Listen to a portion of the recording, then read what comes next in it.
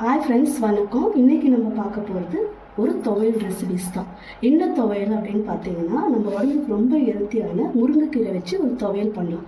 எப்படி பண்ணலான்னு பார்க்கலாம். அதுக்கு முன்னாடி இதுக்கு என்னென்ன பொருட்கள் தேவைப்படுதுன்னு நான் சொல்கிறேன் பாருங்கள். இதுக்கு ஒரு 2 ஸ்பூன் உளுத்தம் பருப்பு, 2 ஸ்பூன் கடலை பருப்பு, ஒரு 2 சில் தேங்காய் எடுத்துக்கோங்க, ஒரு 6 பல் பூண்டு, இஞ்சி ஒரு துண்டு, மிளகாய் வந்து நான் ஒரு 7 எடுத்துருக்கேன். ஏன்னா எனக்கு காரமாக இருந்தால் பிடிக்கும், 7 எடுத்துருக்கேன். நீங்கள் எப்படி காரம் சாப்பிடுவீங்களோ அதுக்கு மாதிரி கூட குறைச்சலாம் போட்டுக்கோங்க. ஒரு புடி நம்ம கையில் ஒரு புடி எடுத்துக்கோங்க. அது வந்து நல்லா வாஷ் பண்ணி வச்சுருக்கேன். முருங்கைக்கீரை ஒரு புடி எடுத்து நல்லா வாஷ் பண்ணி தண்ணி இல்லாமல் வச்சுருக்கேன். சரி வாங்க ஃப்ரெண்ட்ஸ், இப்போ எப்படி செய்யலான்னு பார்க்கலாம். அதுக்கு முன்னாடி ஒரு 2 ஸ்பூன் எண்ணெய் விட்டுக்கலாம். எண்ணெய் ஜாஸ்தி தேவைப்படாது, ஒரு 2 ஸ்பூன் மட்டும் விட்டுக்குங்க. எண்ணெய் நல்லா சூடாகிடுச்சு. ஒரு 2 ஸ்பூன் உளுத்தம் பருப்பு. உங்களுக்கு பருப்பு சாப்பிட்றது அதிகமாக பிடிக்கும்னா இன்னொரு ஸ்பூன் கூட போட்டுக்கலாம். 2 ஸ்பூன் கடலைப்பருப்பு.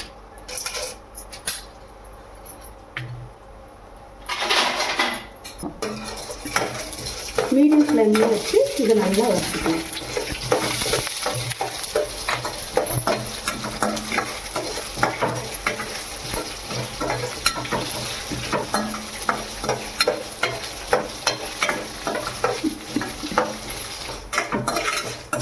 இப்போ கொஞ்சம் கலர் தெரிஞ்சிருச்சு.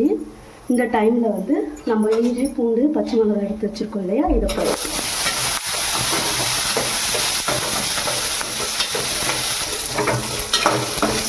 இது நல்லா பாதி ஃப்ரை ஆகிற வரைக்கும் நம்ம வதக்கலாம். இப்போ கொஞ்சம் ஃப்ரை ஆகிடுச்சு, பாதி ஆகிடுச்சு. இந்த டைமில் நம்ம முருங்கைக்கீரையை சேர்த்துக்கலாம்.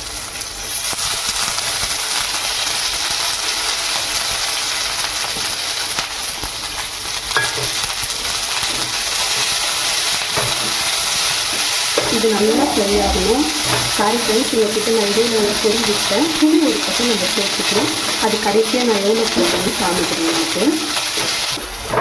ஃப்ரெண்ட்ஸ், இப்போ பாதி வதங்கிருக்கு. இது இன்னும் கொஞ்சம் நேரம் வதக்கணும். இது வதக்கிறதுல தான் நமக்கு வந்து டேஸ்ட்டு நல்லாயிருக்கும். ஏன்னா முருங்கைக்கீரை இயற்கையாகவே குழம்புக்கு தண்ணி இருக்கும். அது நல்லா வதங்கிட்டிங்கன்னா உங்களுக்கு புதினா துவையல் மாதிரி இருக்கும். இதை வாரத்தில் ஒரு முறை செஞ்சு கொடுங்க, ரொம்ப ஹெல்த்தியாகுது. பசங்க வந்து நம்ம கீரை பொரியல் பண்ணி கொடுத்தாலோ இல்லை சாம்பாரில் போட்டால் கூட எடுத்து வச்சுருவாங்க இல்லைங்களா. இதை நம்ம அரைச்சி மிக்ஸ் பண்ணி சாதமாக ரைஸோடு மிக்ஸ் பண்ணி ஒரே ஒரு அப்பளம் மட்டும் வறுத்து கொடுத்து பார்க்கலாம். எல்லா பசங்களும் நல்லா சாப்பிடுவாங்க. நம்ம கொடுக்கணும்னு நினச்சது குழந்தைங்களுக்கு கொடுத்த மாதிரி ஆச்சு இல்லையா, உடம்புக்கு ஹெல்த்தியாகவும் இருக்கும். இப்போ வந்து ஒரு 3/4 பாகத்துக்கு வதங்கிடுச்சு. இந்த டைமில் நான் புளி மிஸ் பண்ணிட்டேன்னு சொன்னேன் பார்த்தீங்களா. இந்த அளவுக்கு ஒரு கொட்டை புளி எடுத்துக்கோங்க, ஓகேங்களா. இந்த புளி போட்டுருங்க. ஒரு 2 சில் தேங்காய் துருவி வச்சுருக்கேன், அதையும் சேர்த்துடுறேன். இதுக்கு மேலே இன்னும் ஒரு 2 செகண்ட்ஸ் நம்ம வந்து இதை ஃப்ரை பண்ண போதும். டோட்டலாகவே ஒரு 3 நிமிஷம் இதை நீங்கள் வந்து ஸ்லோ ஃப்ளேம்லேயே வச்சு ஃப்ரை பண்ணிங்கன்னா நல்லாயிருக்கும். ஓகே ஃப்ரெண்ட்ஸ், இது நல்லா வதங்கிடுச்சு. இதை வந்து ஒரு 2 நிமிஷம் ஆற வச்சுட்டு இதை நல்லா அரைச்சிட்டு வந்து இதுக்கு ஒரு சின்ன தாளிப்பு கொடுக்கலாம்.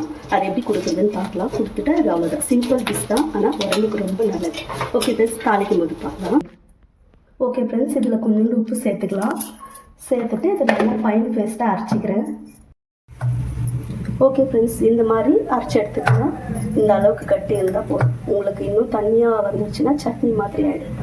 அதனால் இந்த அளவுக்கு கட்டி எடுத்துக்கலாம். ஃப்ரெண்ட்ஸ், எப்போவுமே தாளிக்கிறதுக்கு நம்ம நல்லெண்ணெய் யூஸ் பண்ணிக்கலாம். நல்லெண்ணெய் தான் வந்து நம்ம உடம்புக்கு ரொம்ப நல்லது, நம்ம டேஸ்ட்டும் நல்லாயிருக்கும். 2 ஸ்பூன் எண்ணெய் விட்டுக்குங்க. இதில் கொஞ்சோண்டு உளுத்தம் பருப்பு போட்டுக்குங்க.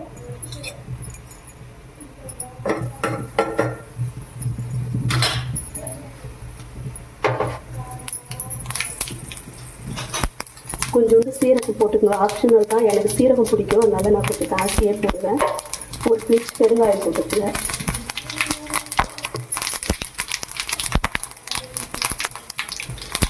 கொஞ்சமாக கருவேப்பிலை. அவ்வளோதான், தாளிக்கு முடிஞ்சிச்சு. இது அதில் கொட்டிடலாம்.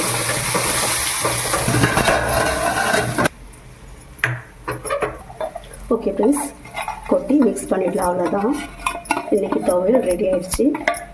இது சுட சுட சாதத்தில் ஒரு 2 ஸ்பூன் நல்லெண்ணெய் விட்டு மிக்ஸ் பண்ணி குழந்தைங்களுக்கு லஞ்ச் பாக்ஸில் பேக் பண்ணுங்க. ரொம்ப நல்லாயிருக்கும்.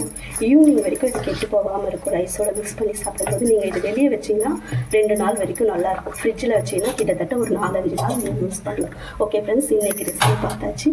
சூப்பரான ஒரு முருங்கைக்கீரை துவையல் பார்த்துருக்கோம். இதே மாதிரி இன்னொரு ரெசிபியோட சந்திக்கலாம். பாய்.